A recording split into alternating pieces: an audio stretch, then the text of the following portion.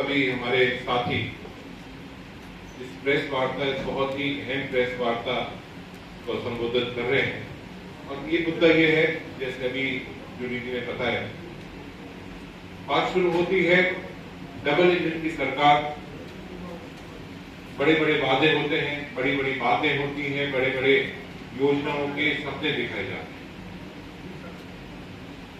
चंडीगढ़ की बात की जाती है,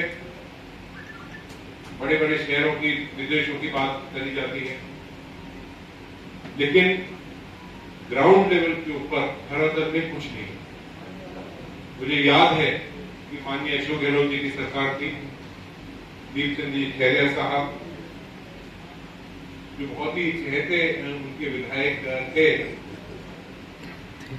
उनने यहाँ का आरओबी के साथ साथ बाईपास और इस पूरे क्षेत्र का विकास के लिए अनेक जो सरकारी कार्यालय हैं उनके लिए जमीन आवंटन करने का राज्य सरकार ने फैसला लिया। यहाँ तक कि जो मिनट्स है ये आपके सामने मैं दिखा रहा हूं, इसके अंदर 58,000 वर्ग मीटर जिन्हें की मिनी सेक्रेटरीट के लिए आवंटन हो, न्याय विभाग, चिकित्सा विभाग, पशुपालन, अनेक ऐसे विभागों की जमीनें अलॉटमेंट करने का फैसला लिया। लेकिन धरातल में अभी कुछ भी नहीं जो है, वो सिर्फ घूमाफिया घूम रहे हैं। दिल्ली हरियाणा के लोग, यहाँ के स्थानीय लोग चीटिंग कर रहे हैं, लोगों को बेवकूफ बना रहे हैं, जमीन खरीदते हैं सस्ते में, ज्यादा महंगी जमीनों को बेचने के लिए प्रॉपर्टी डीलिंग का जो एक धंधा चल रहा है पूरे क्षेत्र के अंदर। सरकार स्पष्ट करे और बताए कि हम यहाँ के जितने भी कार्यालय हैं वो कब तक खोलेंगे, कब उसका शिलान्यास होगा, कब बिल्डिंग शुरू हो जाएगी।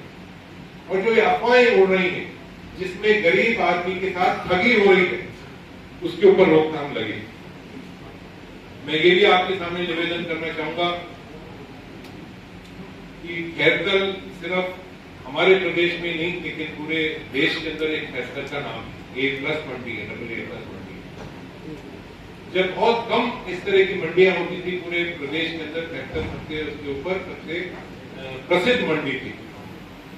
और ये पूरे क्षेत्र के अंदर 1 लाख से ज्यादा आबादी है, बिल्कुल उपयोग जगह है जहाँ हमारे सभी जिला भी बने, कार्यालय भी बने और यहाँ का मूलभूत सुविधाओं का विकास।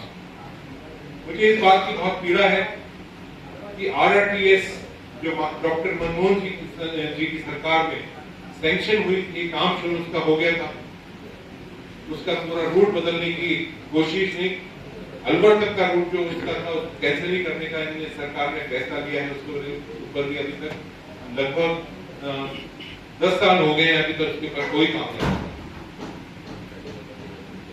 और सबसे बड़ा इस क्षेत्र का, और सिर्फ खैरकल तिजारा ही नहीं लेकिन पूरे प्रदेश, अलवर ही नहीं लेकिन लगते हुए हमारे 8-10 जिले हैं, उनके साथ जो एक बहुत बड़ी चीटिंग हुई है, एक बहुत बड़ा विश्वासघात हुआ है, वो हुआ है जो इंटरनेशनल एयरपोर्ट, कार्गो एयरपोर्ट जो कोट कासिम क्षेत्र के अंदर बनना था उसको कैंसिल कर दिया गया। ये बहुत बड़ी प्रदेश के लिए क्षति हुई है।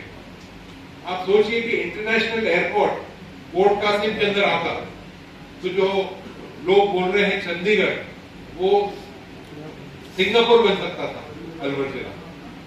मैं तो ये कहता हूँ कितने लोगों को रोजगार मिलता, कितना बड़ा देश होता, कितने बड़ा कारोबार इस पूरे क्षेत्र से चलते। सिर्फ खैरकल ही नहीं, अलवर ही नहीं लेकिन प्रदेश का एक बहुत बड़ा नुकसान है।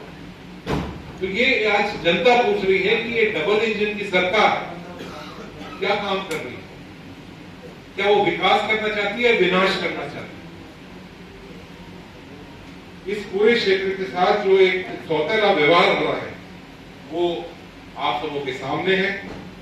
कांग्रेस पार्टी ने फैसला लिया है, हमारे यहाँ सभी माननीय विधायकगण बैठे हुए हैं, पूर्व विधायकगण बैठे हुए हैं, और खास तौर से जो तिजारा क्षेत्र है, भिवाड़ी का क्षेत्र है, उसके अंदर आप देखिए कि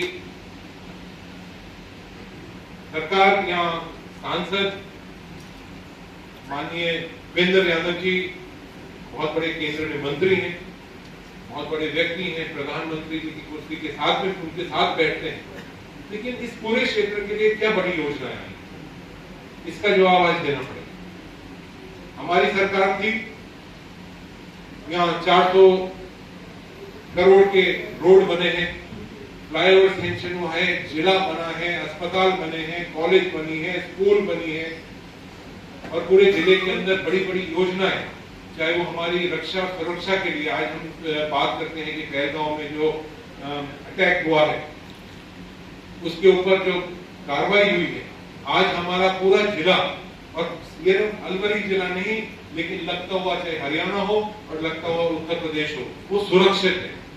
क्योंकि अलवर जिले के अंदर 7 अलग अलग इस तरह की आईटीबीपी, सीआरपीएफ, बीएसएफ उनकी टुकड़ियां बैठी हुई है।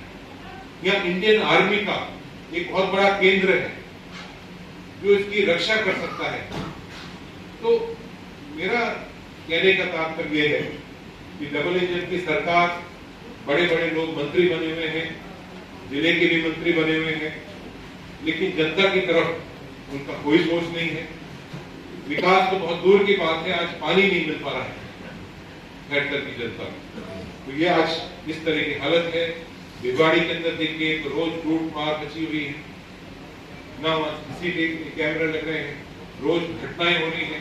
नई इंडस्ट्री आने की बात तो बहुत दूर की बात है। तो ये पूरा जो क्षेत्र है वो एक तरह से पिछड़ा हुआ है। उनके राज के अंदर उनको जवाब देना पड़ेगा, जिसका आज जवाब बहुत